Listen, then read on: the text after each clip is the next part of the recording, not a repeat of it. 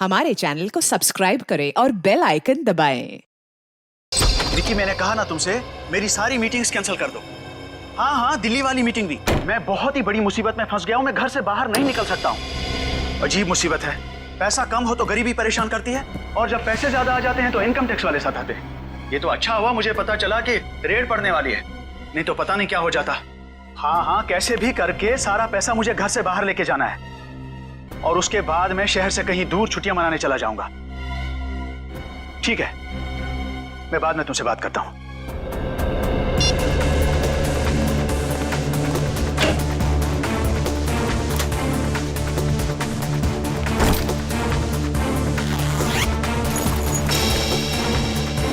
पैसा तो सारा ठीक ठाक ही लग रहा है।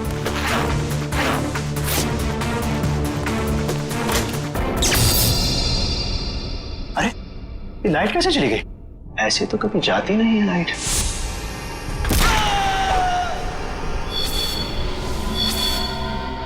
कौन हो तुम और क्यों कर रहे हो ये सब? तुम तो एक लेखक हो ना, जानते ही होगे कि कोई किसी की जान क्यों लेता है। जान लेने की 3 ही वजह होती है, पैसा, प्यार और बदला। मुझे तुमसे बदला लेना है। कैसा बदला? मैं तो तुमको जानता तक नहीं।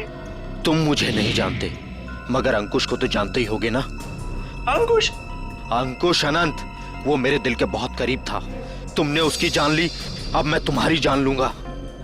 अंकुश आनंद की मौत का बदला? अरे तुम्हारा दिमाग खराब हो गया है क्या? अरे मुझे निकालो यहाँ से। अरे बचाओ, कोई है? हेल्प! अरे कोई बचाओ! कोई नहीं बचाएगा अब तुम्हें। जिस तरह तुमने अंकुश अनंत को तड़पा तड़पा के मारा था, ठीक उसी तरह मैं तुम्हें तड़पा तड़पा के मारूंगा।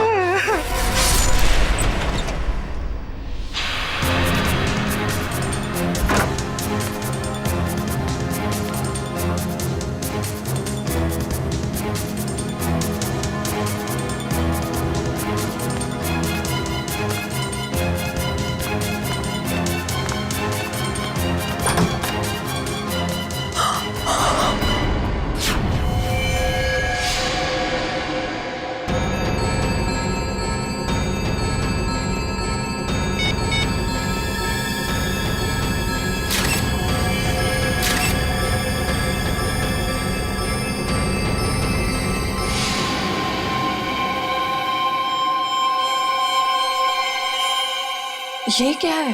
चाकू?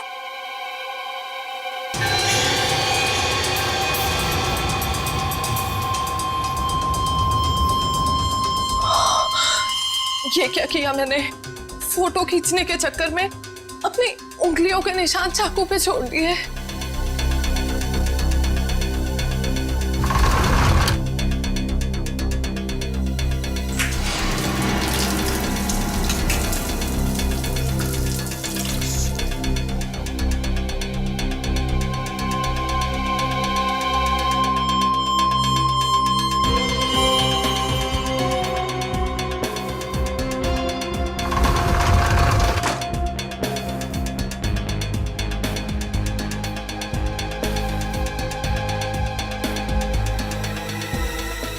अभी बाहर के पब्लिक फोन से सीआईडी को फोन कर देती हूँ।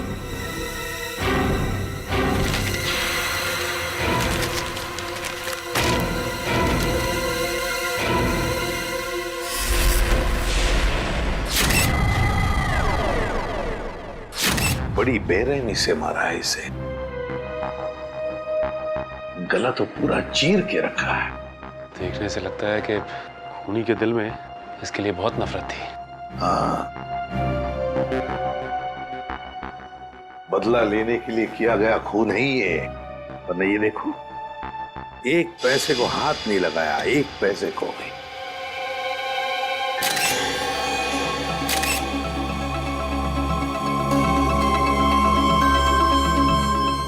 सर, हाँ, सर ये देखिए, ये चाकू वहां बेड के पास पड़ा हुआ था।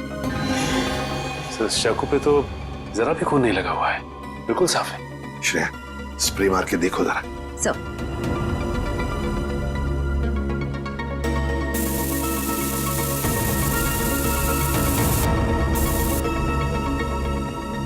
सर ये देखिए, इसका मतलब खून इस चाकू से ही किया गया है।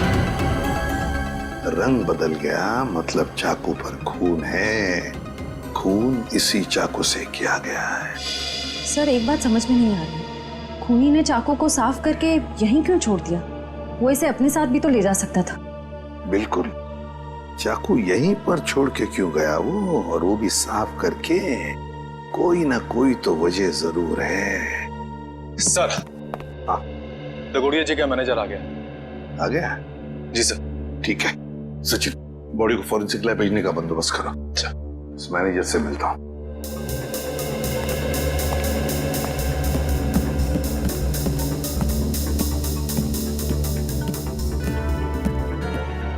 सर ये सब कैसे हो गया सर? मुझे यकीन नहीं हो रहा है सर। सर कल रात को ही तो मेरी दगोड़िया सर से फोन पे बात हुई थी, तब तो सब ठीक था। दगोड़िया जी का किसी के साथ कोई झगड़ा वगड़ा था? कोई दुश्मनी थी? नहीं सर, जहां तक मुझे याद है ऐसा कभी उन्होंने कोई जिक्र नहीं किया। एक लड़की ने हमें फोन किया था, वो कहाँ है? सर लड़की ने? हाँ। नहीं सर, दगोड़िया सर के परिवार में इनके अलावा और कोई नहीं है। दगोड़िया सर अकेले ही थे। तो सर फिर जिस लड़की ने हमें फोन किया था वो कौन थी? सर कहीं वही लड़की खूनी तो नहीं थी? नहीं श्रेया, लड़की खूनी नहीं हो सकती। लाश को उठा के ऊपर लटकाना कोई आसान काम नहीं है, ये कोई लड़की नहीं कर सकती। सर एक और बात समझ में नहीं आ रही, लड़की हमें इन्फॉर्म करने के बाद कि खून हुआ है यहाँ पे, खुद कैसे गायब हो गई? डर गई होगी और शायद इसीलिए उसने लैंडलाइन से, मेरा मतलब है पीसीओ से, हमें फोन किया होगा। ऊपर जो पैसों से भरी बैग है, क्या जानते हैं आप उस पैसे वाले बैग के बारे में? दरअसल दगोड़िया सर कल काफी परेशान थे। एक्चुअली उन्हें पता चला था कि उनके घर में इनकम टैक्स की रेड पड़ने वाली है और इसीलिए उन्होंने अपनी सारी मीटिंग्स भी कैंसिल करवा दी थी। अच्छा, तो शायद इसीलिए पैसे ठिकाने लगाने के प्लानिंग में लगे होंगे दगोड़िया जी। और बस उसी वक्त खूनी आ गया और दगोड़िया जी का काम तमाम कर दिया।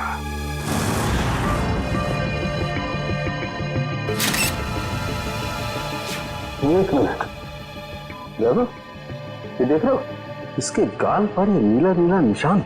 हाँ सर। तो ये देखो, ये निशान दोनों तरफ। ये कोई जहर का चक्कर तो नहीं? हो सकता है सर, लेकिन वैभव ऐसा लगता है जैसे ये उंगलियों का निशान है। कहीं ऐसा तो नहीं कि खूनी ने इसका मुंह दबाने की कोशिश की हो? इसे देख के तो ऐसा ही लग रहा है सर। पर क्यों? कहीं ऐसा तो नहीं कि खूनी इसका मुंह खोलना चाहता हो सकता है। इसका मुंह देखना चाहिए खोल के।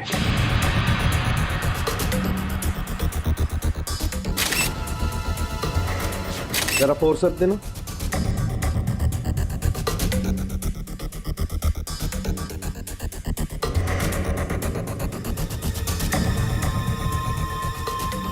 ये देखो, इसके मुंह में ये कागज का टुकड़ा, क्या हो सकता है ये?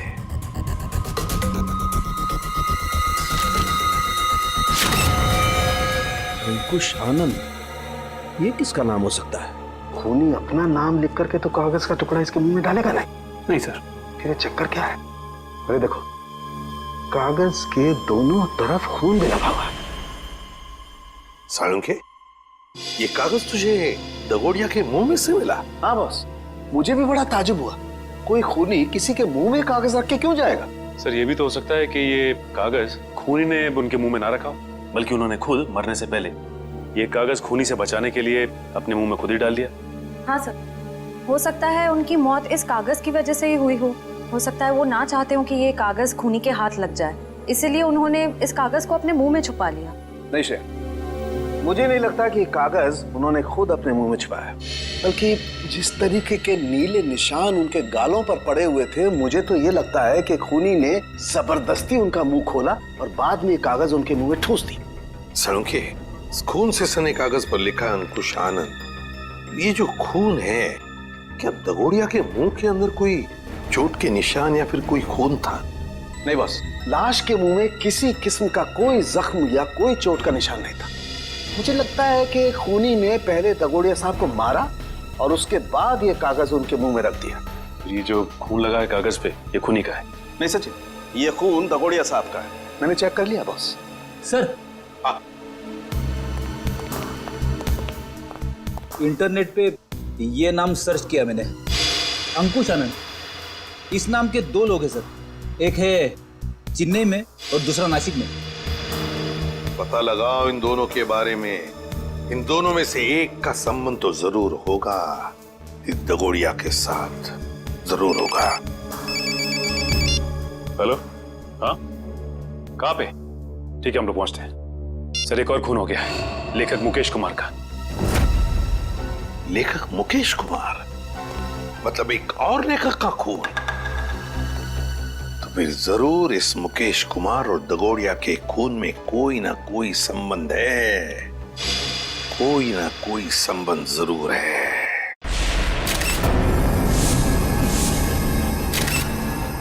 बड़ी बेरहमी से कत्ल किया इसका।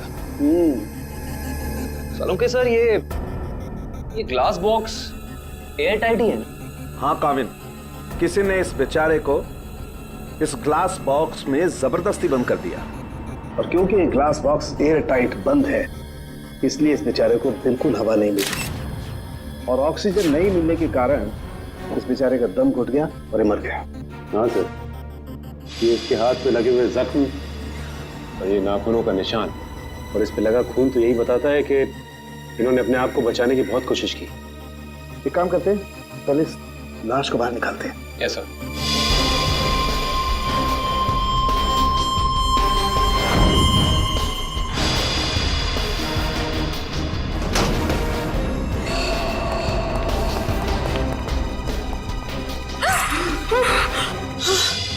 सर, पड़ोसियों को लेकर आया हूँ।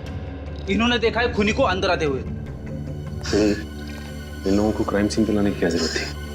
वहां पे भी तो रोक सकते हैं ना।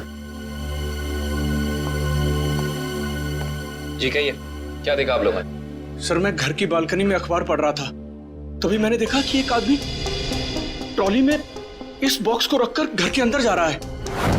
ये ग्लास बॉक्स लेके जब वो घर के अंदर जा रहा था तो उसने हाथ में ग्लव्स पहने थे? नहीं सर, ग्लव्स नहीं पहने थे। अच्छा, ये आदमी अकेला था या फिर इसके साथ कोई और भी था? वो अकेला था। तुमने उसका चेहरा देखा? स्केच बना सकते हो? नहीं सर, चेहरा तो याद नहीं। पर हाँ, उसका बायां कंधा बार बार हिल रहा था, जैसे कि कोई कपकपाहट हो रही हो।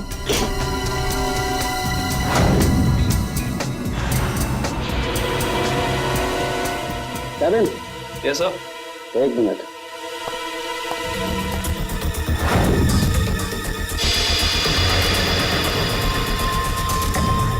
ये देखो कैविन, इस लाश के मुंह में भी एक कागज का टुकड़ा।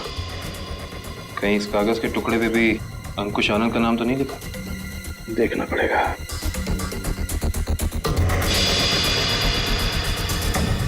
इस पे तो रिजू कालिया लिखा हुआ। रिजू कालिया? ये तो रिजू कालिया इनकी किताब का ही एक किरदार है, और उसकी भी मौत कहानी में बिल्कुल इसी तरह से हुई थी, दम घुटने की वजह से। इसका मतलब ये अंकुश आनंद ये भी दगोड़िया की किसी किताब का किरदार है, और ये सारा का सारा काम सीरियल किलर का है, जो एक के बाद एक लेखकों को बिल्कुल उसी तरह से मार रहा है जैसे कि लेखक अपनी कहानी में किरदार को मारता है। ऐसे ही लगता है। सलोंके सर, ये ग्लास बॉक्स पे कोई फिंगरप्रिंट्स मिले अभी तक कि नहीं? अभी कागज ढूंढा यार, फिंगरप्रिंट्स अभी ढूंढना बाकी है।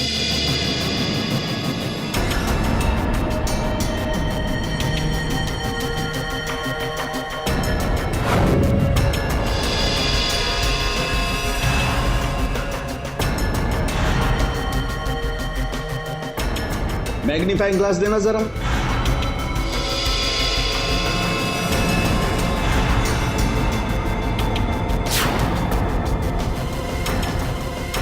ये कैसे निशान है? कैसे निशान मतलब? डैडी, मैंने अपनी पूरी जिंदगी में उंगलियों के निशानों पर अंग्रेजी के अक्षर छपे हुए नहीं देखे। उंगलियों के निशानों पे अंग्रेजी के अक्षर? हाँ काविन, दिखाता हूँ। जरा ग्लास दे। ये लीजिए।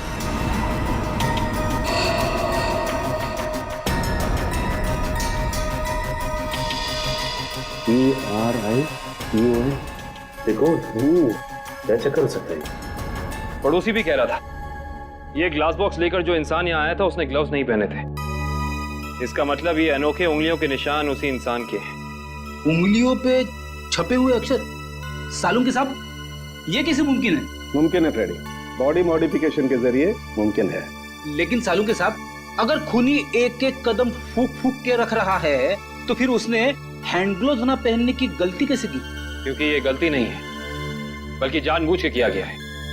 ये सीरियल किलर अपने हर खून पे अपना सिग्नेचर छोड़ रहा है, इन अनोखे उंगलियों के निशान के जरिए।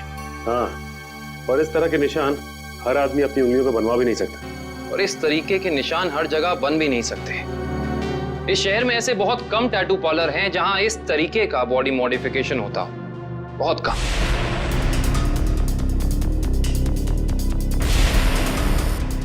यस, ये बॉडी मॉडिफिकेशन आपने किया है? No sir.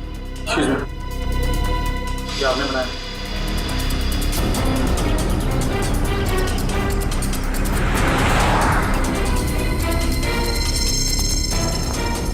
अभी बिजी हूं मैं, बाद में आना। हम भी बहुत बिजी रहने वाले लोग हैं, बाद में आने का वक्त नहीं है हमारे पास। बिना अपॉइंटमेंट के आ रहे हो? मैं तुम्हारा टैटू नहीं बनाऊंगा। सीआईडी शिवा, बाद में आना। क्या हुआ सर? मैंने कुछ किया क्या? शहर में कुछ खून हो रहे हैं। खून? किताब लिखने वाले लेखकों के। लेखकों के? पर मैं तो टैटू आर्टिस्ट हूँ सर, मेरा क्या लेना देना इससे? हो सकता है कुछ लेना देना हो। मैं समझा नहीं सर। बॉडी मॉडिफिकेशन भी करते हो ना तुम? जी हाँ सर, मेरे पास लाइसेंस भी है, मैं दिखाता हूँ। कोई जरूरत नहीं। ये फोटो ध्यान से देखो। ये त्रिकोण वाली कलाकारी तुमने दिखाई थी किसी के हाथ पे? जी हाँ सर, मैंने की थी, पर मुझे नहीं पता था कि ये किलर होगा सर। पता है हमें, डरो मत। हाँ, लेकिन इस इंसान की कोई ना कोई डिटेल तो जरूर होगी तुम्हारे पास, है ना? जी हाँ सर, मैं 1 मिनट में लेके आता हूँ सर। जी हाँ सर, देखिए सर, त्रिकोण अनुकरण नाम है इसका। त्रिकोण अनुकरण? ये किसी आदमी का नाम है या किसी एनजीओ का? त्रिकोण मतलब ट्रायंगल और अनुकरण मतलब किसी की नकल करना। मतलब कोई ट्रायंगल बना के किसी की नकल कर रहा है? शायद त्रिकोण नाम का कोई पुराना सीरियल किलर रहा हो जिसकी नकल ये वाला खूनी कर रहा है।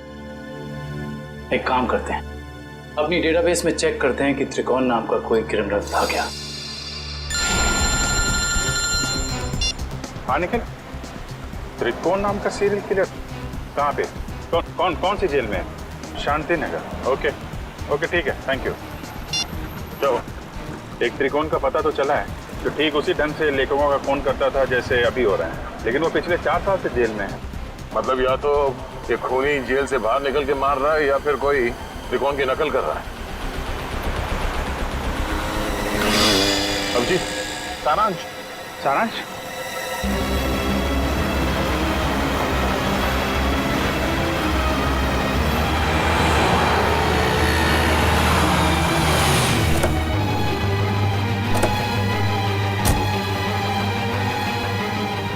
सारांश,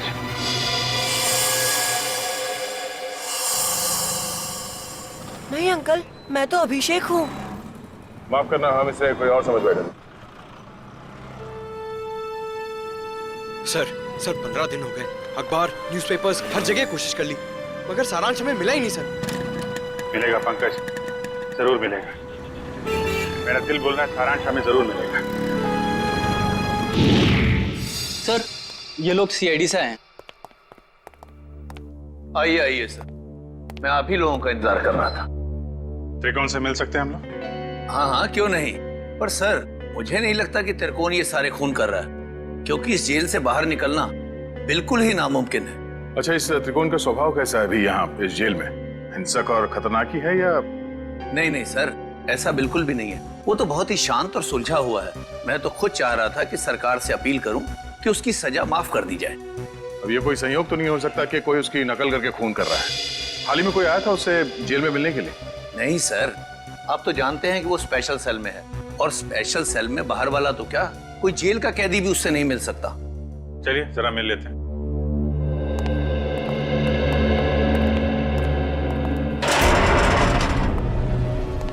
त्रिकोण, देखो तुम्हारे लिए आज कितने खुशी का दिन है। इतने सालों के बाद तुमसे सीआईडी वाले मिलने आए। क्या बात है जेलर साहब, आज आपका कानून मुझ पे इतना मेहरबान क्यों है? मेहरबान नहीं हुआ, बस ये समझ लो कि तुमसे ये पूछने आए कि जेल में बैठे बैठे तुमने दोबारा खून करना कैसे शुरू कर दिया? कमाल है आप लोगों का भी। इतने सालों से मुझे इस जेल में कैद करके रखा है, लेकिन शक करने की आदत आप लोगों की गई नहीं। तो फिर कौन है वो जो बाहर लेखकों के खून कर रहा है ठीक तुम्हारी तरीके से, और तुम्हारी तरीके से कंधे उचकाता है? कौन हो सकता है जो मेरी तरह खून कर रहा है? शायद तुम्हारा कोई परिवार वाला, कोई दोस्त या कोई रिश्तेदार। कोई नहीं है मेरा।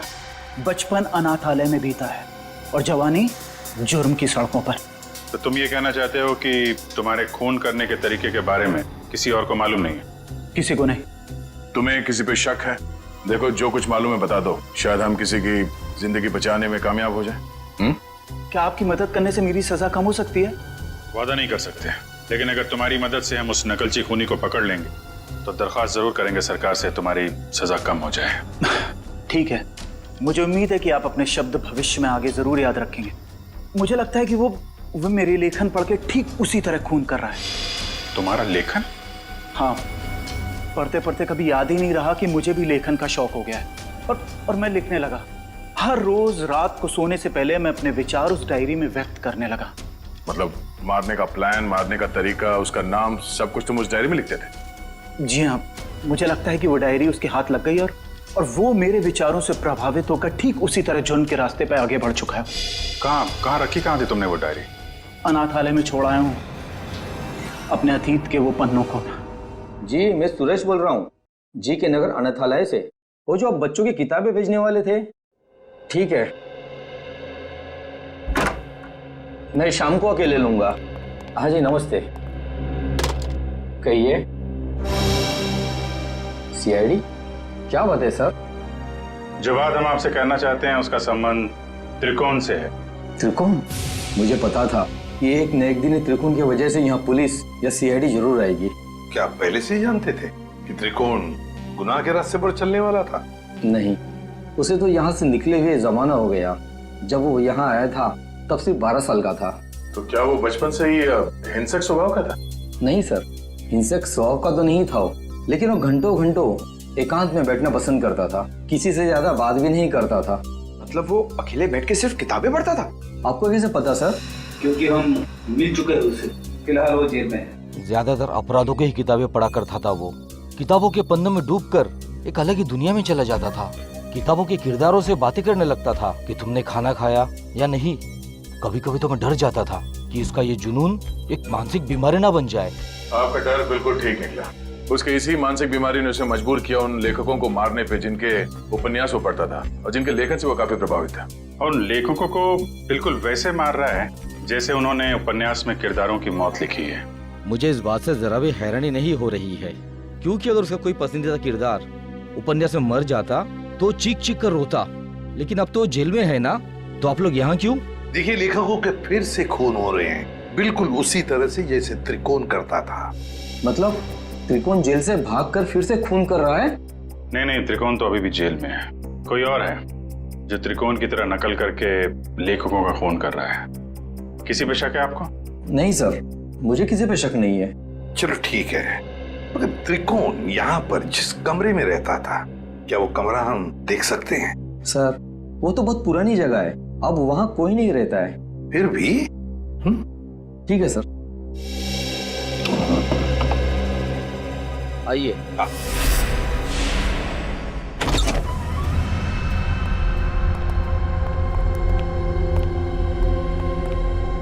तो ये है त्रिकोण का कमरा। मैनेजर साहब, त्रिकोण के पास एक डायरी हुआ करती थी, कुछ जानते हो उस डायरी के बारे में? नहीं सर, हमें तो ऐसी कोई डायरी नहीं मिली। वैसे आप देख सकते हैं सर, यहाँ पे कुछ पुरानी किताबें पड़ी है, शायद उसमें हो। देखो फ्रेंड, किताबों को ऐसे क्यों रखा गया? संभाल के क्यों नहीं रखा? ऐसे तो दीमक खा जाएंगे इसे। माफ करना सर, दरअसल इस कमरे की तरफ मैंने ध्यान ही नहीं दिया।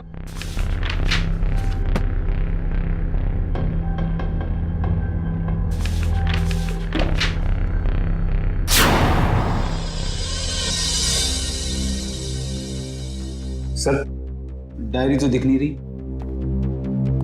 लेकिन मुझे कुछ दिख रहा है सर। क्या? सर, ये ईंट देखिए दीवार पे,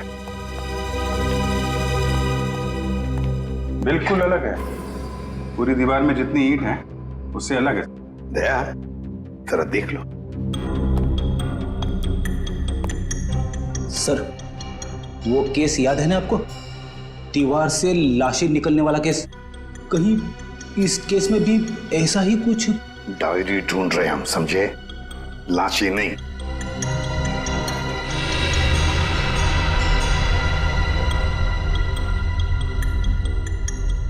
नहीं फ्रेडी, या लाश तो दूर, एक किताब भी नहीं रख सकते हैं। सर, फाइल कहाँ है?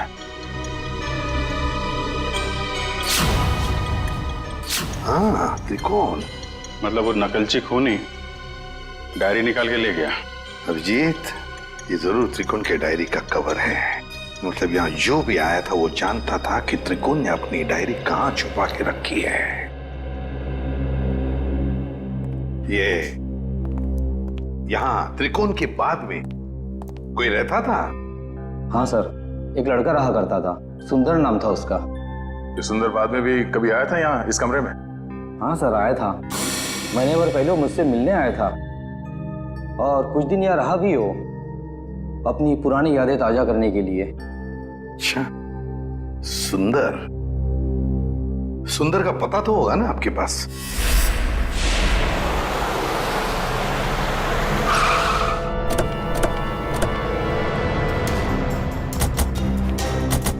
वाह भाई वाह, कितना आलीशान घर बनाया सुंदर ने। अंदर चल के देखते हैं और क्या क्या आलीशान राज छिपा रखे हैं सुंदर ने। दरवाजा तो खुला हुआ है, कहीं भाग तो नहीं गया सुंदर? लगता है कुछ गड़बड़ है। सुंदर! ओह माय गॉड, वो देखो।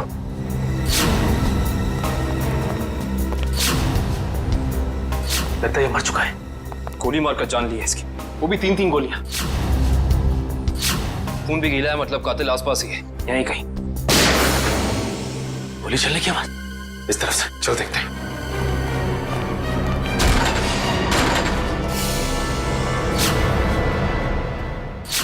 देखो से। सुंदर जी, हाथ ऊपर।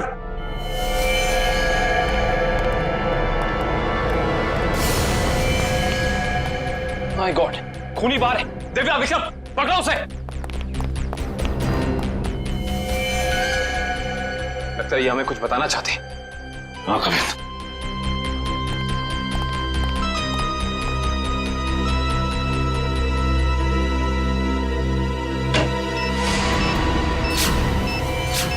यहाँ बॉम्ब है, सिर्फ 30 सेकंड बाकी है, निकलते हैं यहाँ से।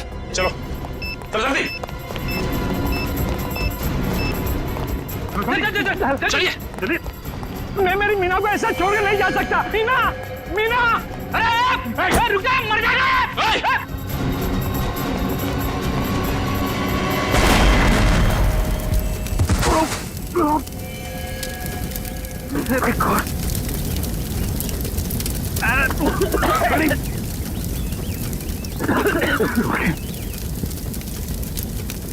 लगता है बीवी और नौकर के साथ साथ सुंदर जी भी मारे गए।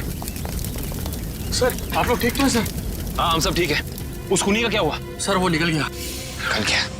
वाह, मतलब तुम लोग समझ पाने से पहले ही ब्लास्ट हो गया। वो आदमी तुम्हारे हाथ से निकला और ब्लास्ट पे मर गया। वाह। हाँ सर, वो सुंदर की पत्नी और नौकर को तो पहले ही मार चुका था। बस वो यही चाहता था कि सुंदर भी मर जाए और हम ये केस बंद करते हैं। सचिन, तुम्हारे कहने का मतलब है कि सुंदर असली सीरियल किलर नहीं है? नहीं सर, उस किलर को हमने भागते हुए देखा सर। हम लोग उसे पकड़ नहीं पाए। सर एक बात और, जब वो भाग रहा था तो अपने कंधे को बार बार झटक रहा था सर। असली किलर भागते हुए कंधे झटक रहा था। सुंदर असली किलर नहीं है। तो फिर ये असली त्रिकोण का अनुकरण करने वाला, उसकी कॉपी करने वाला त्रिकोण अनुकरण, ये जो भी कोई है जो हमें फंसाने की, गुमराह करने की कोशिश कर रहा है, इससे तो अब हम उसी की खुद के ही जाल में फंसा देंगे। हेलो, एक और खून? लेखक कुशल। ठीक है माता। लेखक कुशल का खून? ये त्रिकोण अनुकरण तो खून पे खून किए जा रहा है। लेकिन सर, ये त्रिकोण अनुकरण एक के बाद एक लेखकों को ही क्यों मार रहा है? वही तो फ्रेडी, वही तो 3-3 लेखकों को मार चुका है ये त्रिकोण अनुकरण। जरूर इसके पीछे कोई ना कोई राज है। कोई ना कोई राज है जो असली त्रिकोण हमसे छुपा रहा है। सुंदर बॉम्ब ब्लास्ट में मारा गया? हाँ, और उसके बाद एक और लेखक कुशल का भी खून हो गया। अभी तो आप कह रहे थे कि सुंदर ही वो नकलची खूनी है। अगर सुंदर मारा गया तो फिर कुशल को किसने मारा? बंद करो ये ड्रामा, समझे? सुंदर के घर के बाहर जो मुजरिम भाग रहा था वो भी अपने कंधे को वैसे ही झटक रहा है जैसे तू झटक रहा है भाई। अब ये बताओ कि तुम इस जेल से बाहर जाते कैसे हो? हाँ? राज क्या है इसके पीछे? साहब कैसी बातें करते हैं आप हैं? आम जेल से कैदी का भागना इतना मुश्किल है, तो फिर आपको लगता है कि मैं इस खास जेल से इतनी पहरेदारी होने के बावजूद भाग सकता हूँ? तुम्हारे अनाथालय वाले कमरे में सुंदर के अलावा कोई और नहीं रहा था, तो वो डायरी किसी और ने कैसे पढ़ी? किसी ने वो डायरी पढ़ी या नहीं पढ़ी ये मुझे नहीं मालूम है, लेकिन मेरी डायरी में अगला नाम उस कुशल का था जिसे मैं मारना चाहता था। मतलब उस लिस्ट में किस किस के नाम है तुम्हें अभी भी याद है? जी मेरे पास लिस्ट है, आप चाहें तो मैं उसकी एक कॉपी दे सकता हूँ।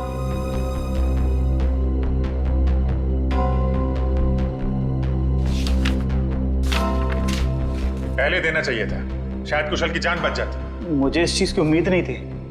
आशा करता हूं कि आगे किसी और की जान नहीं जाएगी। दीपक, आखिरी नाम दीपक है।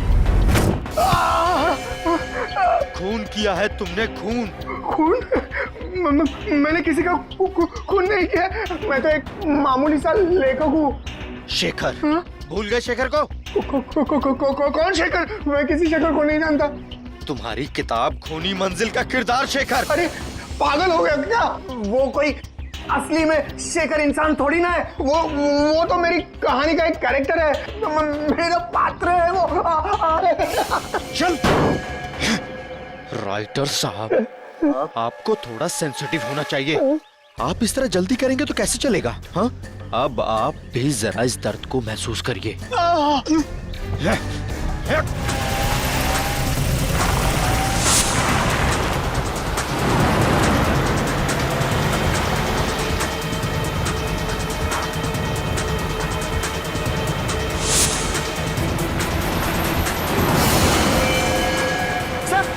सर दीपक जाओ गाड़ी में।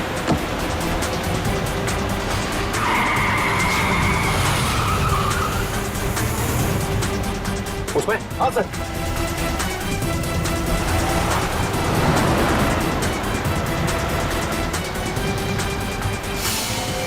आज ये नकलची लंगूर हमारे हाथ से बचेंगे नहीं।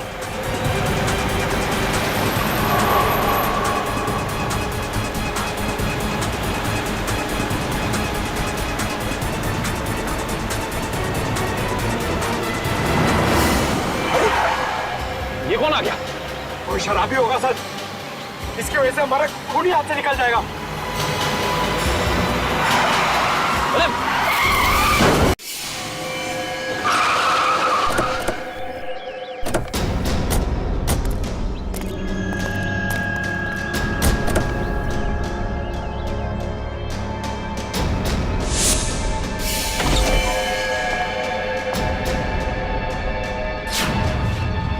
इनका तो बहुत खून भरा है। सर वो फोटोज कैसी है? फोटोज एक सेकंड।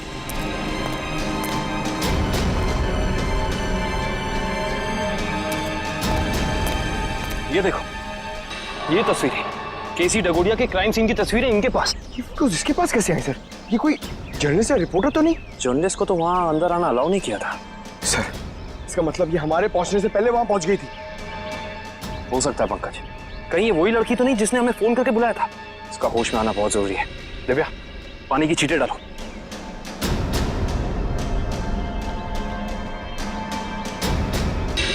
मैडम आप ठीक तो हैं? आप ठीक तो है ना? हाँ मैं ठीक हूँ। हम लोग सीआईडी से हैं। ये तस्वीरें आपके पास कहाँ से आई? वो देखिए मैडम, जो भी आपको पता है हमें सब साफ साफ बता दीजिए, वरना इन लेखकों के खून में आप फंस जाएंगे। देखिए सर, मैं तो डगोरिया साहब की असिस्टेंट हूँ। वो मेरी मदद कर रहे थे मेरा पहला क्राइम नॉवेल लिखने में, लेकिन उस दिन जब मैं उनके यहाँ पहुंची तो उनका खून हो चुका था। फिर मेरे दिमाग में एक आइडिया आया, मैंने सोचा कि क्यों ना मैं इस पे एक नॉवेल लिखूं।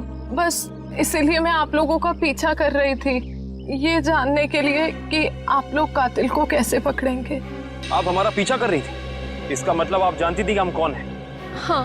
अपनी नॉवल में ये भी लिख देना कि तुम्हारी वजह से खूनी हमारे हाथ से निकल गया।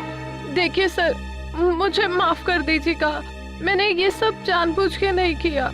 वो मेरी गाड़ी का ब्रेक अचानक फेल हो गया था, इसीलिए। सुनिए, अगर आपकी इस गलती की वजह से दीपक को अपनी जान गंवानी पड़ी ना, तो ये कानून आपको कभी माफ नहीं करेगा।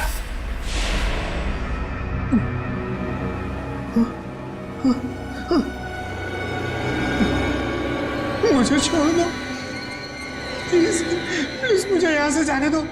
जाने ही तो दे रहा हूं तुझे। बहुत जल्द तू भी शेखर के पास पहुंच जाएगा। इसी तरह कुर्सी पर बांधकर मौत दी थी ना तूने उसे, अब तोहफे में तुझे भी यही मौत मिलेगी।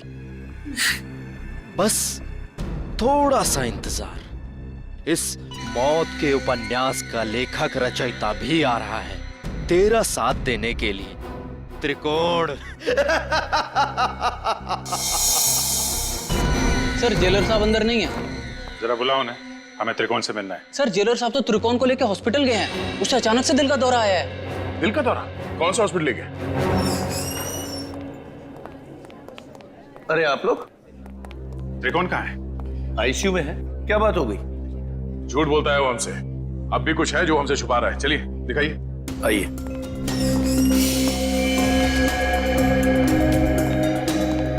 कहाँ है ये त्रिकोण? कहाँ है? अभी तो यही था, कहाँ चला गया? सर कहीं वो हॉस्पिटल से भाग तो नहीं गया दीपक को मारने के लिए? भाग कैसे सकता है? यहाँ कौन था? कौन वार्ड बॉय था यहाँ पे? सर मकरंद था। ये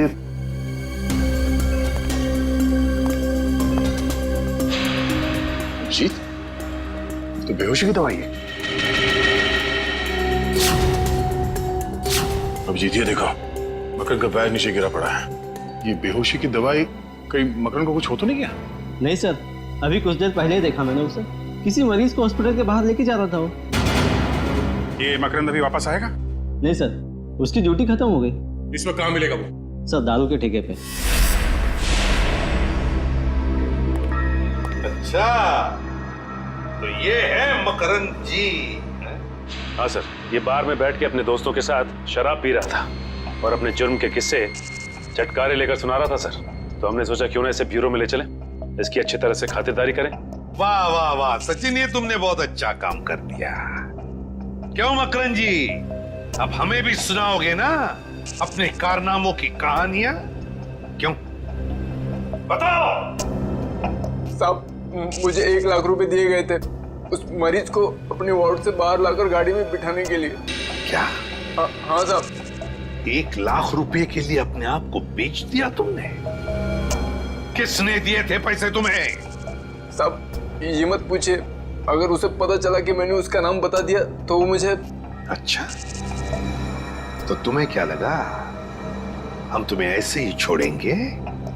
और खातिरदारी करेंगे हम तुम्हारी, ऐसी खातिरदारी कि जिंदगी भर याद रखोगे। क्यों सचिन? बिल्कुल सर।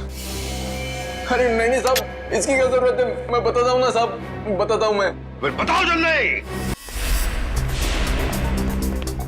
ढूंढो इस घर को अच्छी तरह से ढूंढो। देखो कहीं छुप कर बैठा है क्या? कोई ना कोई सुराग तो जरूर मिलेगा।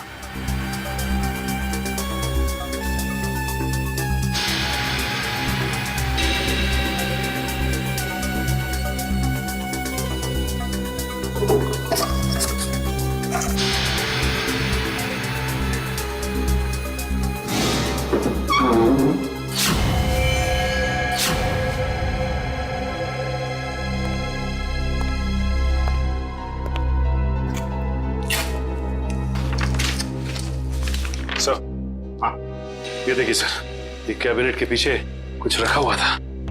कागज है? हाँ सर, पेपर्स ही है। डायरी के पन्ने हैं? अरे ये तो त्रिकोण की डायरी के पन्ने हैं। यही तो हम ढूंढ रहे थे उस अनाथ आश्रम में।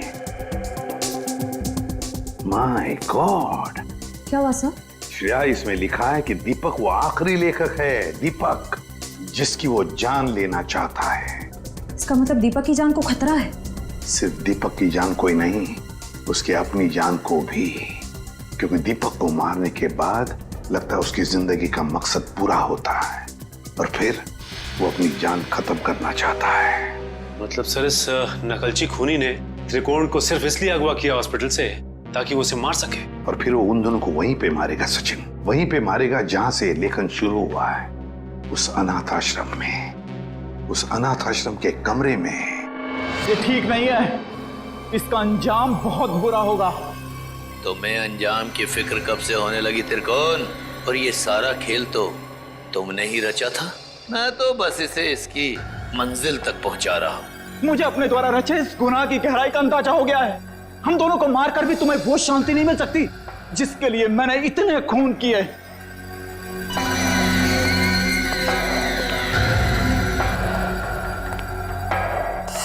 हाँ हाँ, क्यों नहीं, पर मुझे नहीं लगता कि ये सारे खून त्रिकोण ही कर रहा है। बहुत देर हो चुकी है त्रिकोण। तेरे प्रवचन अब ना तो तेरी जान बचा सकते हैं और ना ही दीपक की। नहीं चला, तुम ऐसा नहीं कर सकते। अब तुझे मैं बिल्कुल वैसे ही मारूंगा जैसे त्रिकोण ने अपने उपन्यास में लिखा था। नहीं चला तुम। मुझे मत मारो, मुझे जाने दो। बस होगा तुम्हारा खेल।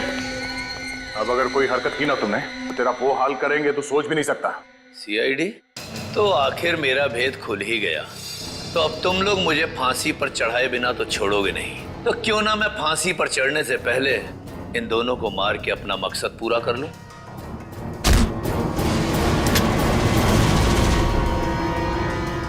जेलर साहब उर्फ त्रिकोण अनुकरण बहुत झोंक लिया दुनिया की आंखों में धूल। आगे की कहानी हम तुमसे ही सुनेंगे। बताओ जल्दी, क्यों मारा तुमने?